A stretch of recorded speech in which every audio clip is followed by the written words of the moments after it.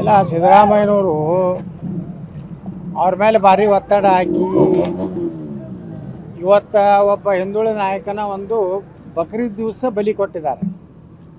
ಇದು ಭಾಳ ದೊಡ್ಡ ಕಾಂಗ್ರೆಸ್ಸಿಗೆ ಮುಂದಿನ ದಿವಸಗಳಲ್ಲಿ ಸಿದ್ದರಾಮಯ್ಯನವರ ಇವತ್ತೇನು ಬಕ್ರೀದ್ ದಿವಸನೇ ಅವರ ಬಲಿ ತೊಗೊಂಡಿದ್ದು ಮುಂದಿನ 28 ಚುನಾವಣೆಯಲ್ಲಿ ಕಾಂಗ್ರೆಸ್ಸು ಎಲ್ಲ ಹಿಂದುಳಿದ ದಲಿತ ಏನು ವರ್ಗಗಳದಾವೆ ಅವ್ರು ಕೂಡಿ ಕಾಂಗ್ರೆಸ್ಸನ್ನು ಬಲಿ ತೊಗೋತಾರೆ.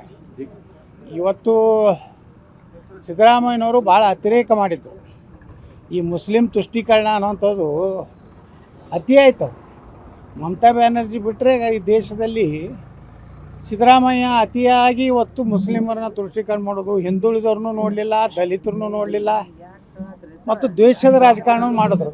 ಈ ಅವಧಿಯಲ್ಲಿ ನಾವೆಲ್ಲ ವಿಧಾನಸಭೆಯಲ್ಲಿ ಹೇಳಿದ್ದೆ, ಮೊದಲು ಸಿದ್ದರಾಮಯ್ಯನವರೇ ಮೊದಲಿನ ಸಿದ್ದರಾಮಯ್ಯ ನೀವು ಇಲ್ಲ ಅಂಥೇಳಿ. ಅದರಿಂದ ಏನಾಯಿತು, ಎಲ್ಲರ ಅನುಕಂಪ ಕಳ್ಕೊಂಡ್ರು. ಇವತ್ತು ನೋಡ್ರಿ, ಒಬ್ಬ ಮುಸ್ಲಿಮರೇ ಒಂದು ಸಂಘಟನೆದವರೇ ಅವರ ಮುಖ್ಯಮಂತ್ರಿ ಹುದ್ದೆ ಅಂತ ಖಾಲಿ ಮಾಡಿಸಿದ್ದಕ್ಕೆ ಒಬ್ಬರ ಪ್ರತಿಭಟನೆ ಮಾಡ್ಯಾರ. ಒಬ್ಬ ಮೌಲ್ವಿ ಇವತ್ತೇನಾರೇ ಇದು ಕಾಂಗ್ರೆಸ್ ಮಾಡಿದ ತಪ್ಪಂತ ಹೇಳ್ಯಾರ. ಅಂದರೆ ಸಿದ್ದರಾಮಯ್ಯ ಇವರು ಪೂರ್ತಿ ಮುಸ್ಲಿಮರಿಗಾಗಿ ಕಾರ್ಯಕ್ರಮ ಮಾಡೇ ಮಾಡಿದ್ರು ಕೊನೆಗೆ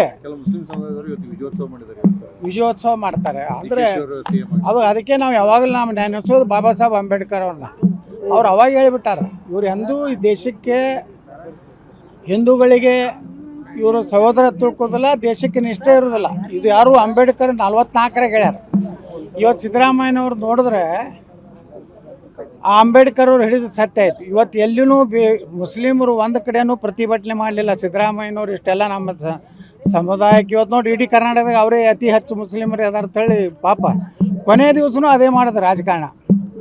ಅದರಿಂದ ಸಿದ್ದರಾಮಯ್ಯನವರು ತಮ್ಮನ್ನು ತಾವೇ ಕಲ್ಲು ಹಾಕ್ಕೊಂಡ್ರು. ಅವ್ರು ತಮ್ಮ ಹಿಂದುಳಿದವ್ರಿಗೆ ತಮ್ಮ ಜನಾಂಗಕ್ಕೂ ಏನೂ ಮಾಡಲಿಲ್ಲ, ದಲಿತರಿಗೇನು ಮಾಡಲಿಲ್ಲ. ಎಷ್ಟೋ ದಲಿತ ಅಧಿಕಾರಿಗಳು ನಾನು ಹೇಳ್ತಿದ್ರು, IPS ಅಧಿಕಾರಿಗಳು ನಮ್ಮ ಸಮುದಾಯನೂ ತುಳಿತಾ ಇದ್ದಾರೆ, ಬರೀ ಸಾಬ್ರು ಅವರ ಕಚೇರಿಯಲ್ಲಿ ಅವರೇ. ಹೀಗಾಗಿ ಸಿದ್ದರಾಮಯ್ಯನವರು ಭಾಳ ದೊಡ್ಡ ಪಶ್ಚಾತ್ತಾಪ ಪಡಬೇಕಾಗ್ತದೆ. ಯಾಕಂದರೆ ಇವತ್ತು ಅವರು ಬಕ್ರೀದ್ ದಿವಸ ಬಲಿ ಕೊಟ್ಟಿದ್ದು ಇದು ಭಾಳ ಒಂದು ಕಪ್ಪು ದಿನ. ಸಿದ್ದರಾಮಯ್ಯನವರ ಕಪ್ಪು ದಿನ ಇವತ್ತು ಆಯಿತು.